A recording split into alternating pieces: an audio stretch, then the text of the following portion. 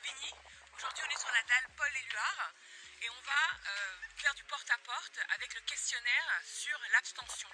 On réalise un audit de l'abstention parce que ici, c'est un quartier où les gens s'abstiennent beaucoup et on veut essayer de savoir si, avec les mesures que nous proposons, ils seraient susceptibles de revenir aux urnes. Par exemple, le droit de révoquer les élus en cours de mandat, par exemple, le fait de prendre en compte le vote blanc et nul pour éventuellement annuler une élection.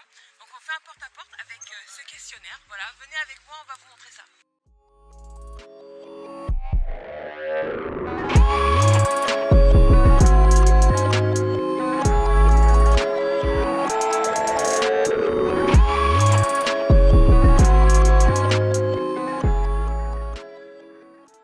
Bonjour madame, Sajentane, Raquel, on vient faire un sondage sur l'abstention aux élections.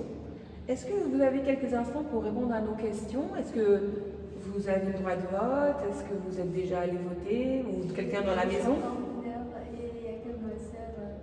Il n'y a pas tes parents? Non. Votre sœur, elle a le droit de vote? Non, elle est plus petite que nous. Ah, d'accord. Bon.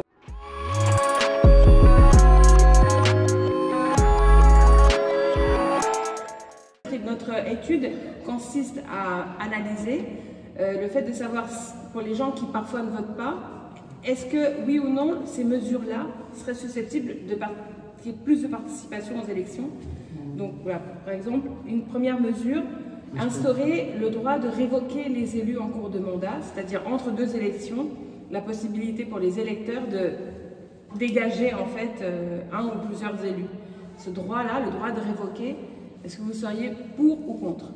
Si vous n'êtes pas content de votre maire, de votre député, au bout d'un certain temps, si les citoyens ils signent une pétition, bon, on peut provoquer une élection, un référendum de révocation. Ok, super.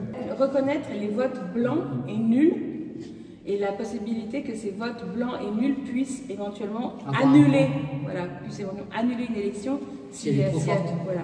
Oui, si possible, votre blanc. Limiter le cumul des mandats, par exemple là. Pour les députés, pour les députés,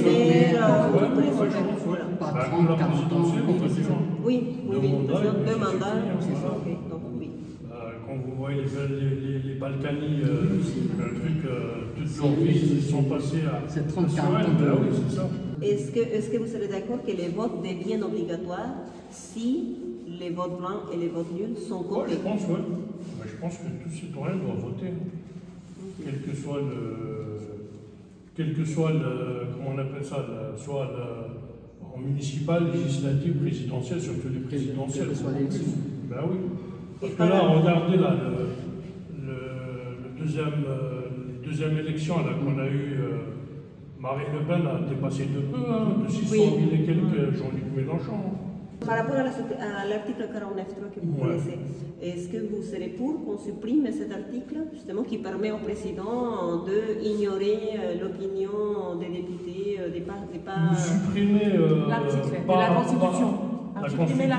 Changer la Constitution pour enlever le 49.3. Changer, oui, comme on dit, et puis donner la parole à tout le monde, on va dire. On ne va pas imposer une loi. Pour changer la Constitution, on a proposé l'idée d'une assemblée constituante, c'est-à-dire c'est une sorte d'assemblée élue pour que les personnes fassent seulement ça, faire un projet de nouvelle constitution. Il y aurait des gens élus, il y aurait des gens tirés au sort. Est-ce que ça vous semble, est-ce que vous êtes favorable à ce qu'on convoque une assemblée constituante pour réécrire une constitution? Tout le monde peut faire partie. Tout le monde peut se présenter, tout le monde soit le cas échéant être tiré au sort. Je pense que c'est une bonne idée. Si vous étiez tiré au sort à l'Assemblée constituante, vous iriez? Bien sûr. Oui. Avec plaisir même. Que pensez-vous des pouvoirs du président de la République? Est-ce que vous pensez qu'on a besoin encore d'un président de la République? Autrement dit, est-ce que le pouvoir exécutif pourrait être entre les mains d'un Premier ministre responsable devant l'Assemblée nationale? À peu près comme l'Angleterre, c'est ça? Oui, ou comme dans tous les tas de pays du monde où il n'y a pas de... Moi, je pense en France, il faut quand même un président. Non pour la suppression. Non. Et est-ce que vous pensez qu'en gardant un président de la République, il faut quand même lui laisser tous les pouvoirs qu'il a actuellement ou réduire les pouvoirs? Pas tous les pouvoirs. Ben, il faut lui réduire les pouvoirs. on a terminé aujourd'hui la séance de porte-à-porte qui était vraiment très intéressante, avec des personnes qui formulent leurs opinions sur le droit de vote à 16 ans, sur la suppression du 49.3, le droit de vote pour les étrangers, le pouvoir du président. Bref, et on a des personnes qui n'ont pas de mail, parfois qui n'ont pas de 06. Donc la seule façon de les toucher, c'est vraiment de venir sonner chez eux. Ça a été aussi l'occasion de découvrir certaines problématiques sociales, des personnes qui ont besoin de se mobiliser ou de besoin d'aide par rapport à l'accès à un certain nombre de droits. Rendez-vous le 13 janvier à Épinay-sur-Seine, aux Rencontres nationales des quartiers populaires, où on va justement faire état de cette expérience de sondage sur l'abstention dans les quartiers populaires.